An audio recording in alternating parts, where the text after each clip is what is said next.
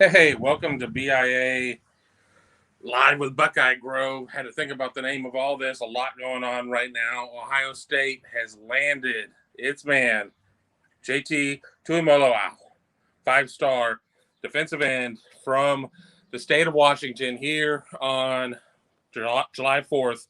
A big day for Ohio State here with the commitment of JTT. He picks Ohio State over Oregon, Washington, and USC. And there certainly were a lot of nervous moments out there for Ohio State fans as this was going on, whether or not Ohio State would be able to hold everybody off. I mean, I think first and foremost, it goes to would Ohio State be able to hold off Alabama? And then Alabama doesn't get its visit, but Oregon gets a visit before he shuts it down. And I think the natural inclination of a lot of people was to say that Ohio State not getting that visit or not getting the final visit was going to be some sort of problem point. Well, obviously, it was not a problem point. He shut it down. Did not need to visit Alabama. Ohio State certainly. Let's try holding that higher. That looks a little bit better. Ohio State managed to hold off everybody else and gets the commitment and closes out its 2021 class. Rivals.com's #2 class in the nation. Just too much ground to make up to try and reel in Alabama. Alabama put together a special class as it does every year. It's Alabama. But Ohio State addresses a need. What a 1-2 punch that the Buckeyes have with and JTT now. And it certainly makes the Buckeyes very formidable in terms of the youth on this team. You're still going to need guys like Tyreek Smith and Zach Harrison and guys like that to step up and play that immediate role. But now with JTT and Jack Sawyer, you have the opportunity to bring in some young guys. But the question is going to remain with JTT: how quickly is he going to be able to be ready? He certainly was not here for spring, wasn't here for winter, wasn't here for the first half of the summer. Sorry, I'm a little sunburned. Obviously, I'm in the Dominican Republic right now, but big enough news to get me to get out of the pool, set my beer down, and come over and talk to y'all with the commitment of JTT to the Buckeyes. Big news on the recruiting front. And, I think that over the last 24 hours, I certainly read a lot of people on the message board on the Horseshoe Lounge were saying, well, the longer this takes, the worse it is for Ohio State. And I think some of that is just people negotiating with themselves over, well, if this doesn't go right, I want to prepare myself. Expect the worst and be excited for the best. And I get it. But, I think that when it came to myself and Joseph Hastings and Carson McRae, we all felt pretty good about Ohio State's chances here. But you never know until you know. As of this morning, certainly had not been tipped off 100% as to what was going on. I know people around the program certainly felt good. They weren't going around reaching out to us and telling us anything, I'll tell you that. But, general consensus was that things were looking good amongst recruiting types. And then, of course, we had Graphic Gate yesterday, and that happened in another network. And I'm not going to draw a ton of attention to it because that's something that happened over there. But a graphic of JTT being committed to Oregon populated out into the Ethernet, in the internet, and all of that good stuff. And people thought that that was some sort of harbinger of things to come. Obviously, it was not. We just kind of, we sat tight. Certainly we weren't going to go after our competitors and things of that nature. Things certainly happen. I can assure you, I had a story written before I left the country for JTT committing to Ohio State, well before any of that. And when I loaded it, I was very careful, very careful not to hit the wrong button, because that's really hard to explain away once you do that. And it only you may have it up there for 30 seconds, but a screenshot is forever, as they say. So, be sure to log into BuckeyeGrove.com and be sure to read our commitment story. Be sure to read what Joseph has in terms of what this commitment means for Ohio State. And this really is kind of the beginning of what could be a tremendous run for the Buckeyes. Kojo Antwi, the talented wide receiver for the class of 2022, makes his announcement tomorrow at 11 a.m., I believe.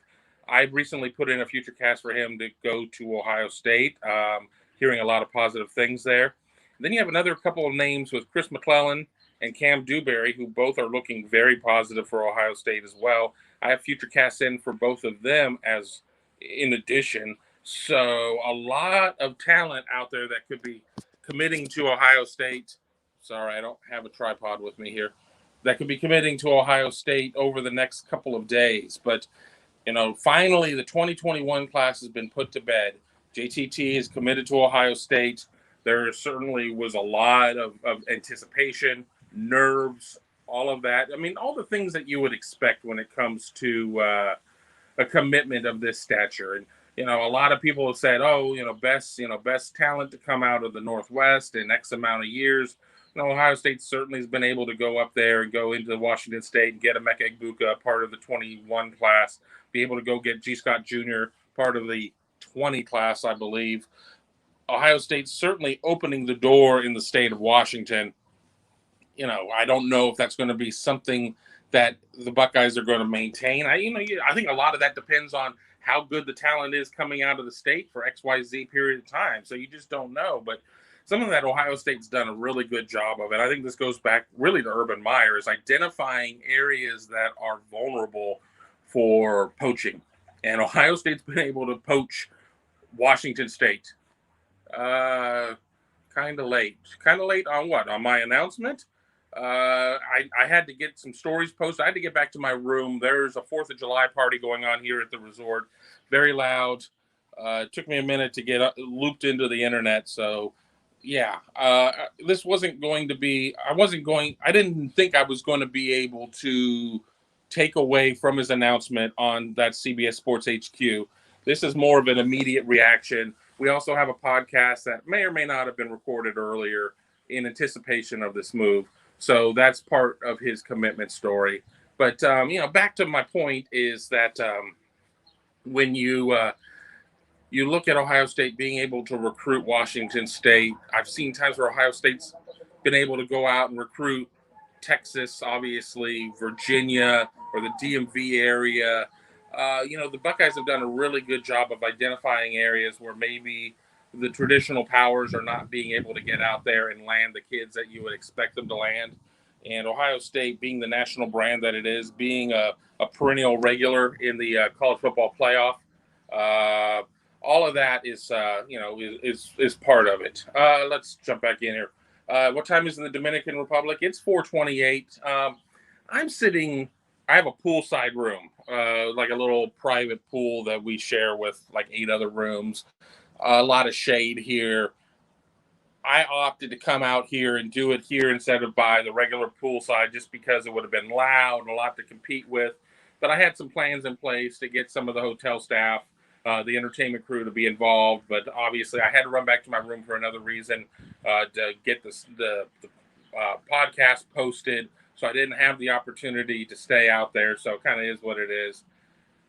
Enjoy the rest of my vacation. Well, I don't plan on doing one of these tomorrow, at least immediately. If Kojo Antwi commits, we'll see. We'll see if that happens. If he commits and I'm not in the middle of the pool or the water park or something, maybe I jump on board and we do this again. Again, this is just a little bonus coverage, if you will. We've had 10, 15 people show up at a given point of this. This is not going to get 500 people watching. I mean, I would love it if we did get 500 people watching, but I didn't announce these. And again, we didn't know 100% where JTT was going. We could all say we did. We had strong inclinations, but we didn't want to. I didn't want to promise a show, something go haywire the last second and look like a total fool with nothing going on. Speaking of looking like a total fool, if I did a cannonball, that would be horrific. Plus, the pool isn't exceptionally deep over here. I mean, it's deep enough that it goes up, not quite, definitely not to my neck. I mean, probably to my chest. That would be a bad roll. Plus, then I'd have to go back through my room, soaking wet, to go back to the pool, to go back to my beer, to go back to my wife, to go back to everything that's going on here again in the Dominican Republic as a celebration of the 4th of July is going on. But there's a celebration for Ohio State fans as well with the landing of JTT. closing out the class of 2021.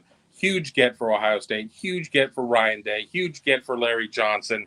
I can't say it enough how important of a commitment this was for Ohio State. And I don't like throwing out the term somebody was a must get. And I don't know if I would say this was a must get, but I think in terms of perception, just where Ohio State was, the way that time was invested and everything was invested there, it was pretty damn important. How about that? It was pretty damn important. Maybe not a must get, but you wanted to get this one. It'll be interesting to read the message boards starting tonight to see what people are saying. Everybody, the assumptions that he was going to be staying west of the Rockies because three of the four teams were west of the Rockies or whatnot.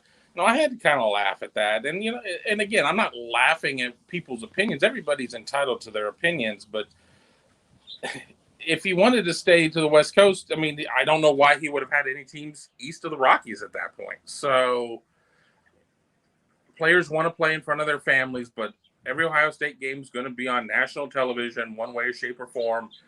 Whether or not his family has access to BTN easily, that will be seen. But just such a huge get for Ohio State. Just such a huge get. Let's go back here for It's Just Me, Tim.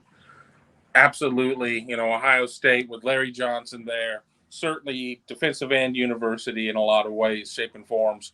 The Bosa's, Chase Young, hopefully this year, whether it's Zach Harrison, one of the young guys, Tyreek Smith, Tyler Friday, Ohio State certainly needs somebody to step into that lead role and carry the mail for them. But, if there's nothing else out there, I think what I'm going to do is I'm going to sit there and I'm going to call this a show at this point. Again, Joseph and I recorded a podcast. Go to JTT's commitment story. The podcast is in there. I think we go about 20 minutes talking about things, certainly much more in detail than I am here poolside with, maybe a beer or two in me at this point of the day. But thanks for watching. Thanks for being part of the show. We will certainly follow up with more news if this week continues to blow up. I, of course, will be back at it in Ohio here in a couple of days. But if anything else requires me to jump in with a little live programming, I'll certainly do it here from the Dominican Republic. But once again, for BuckeyeGrove.com, the BIA podcast, I'm Kevin Noon. Thanks for watching.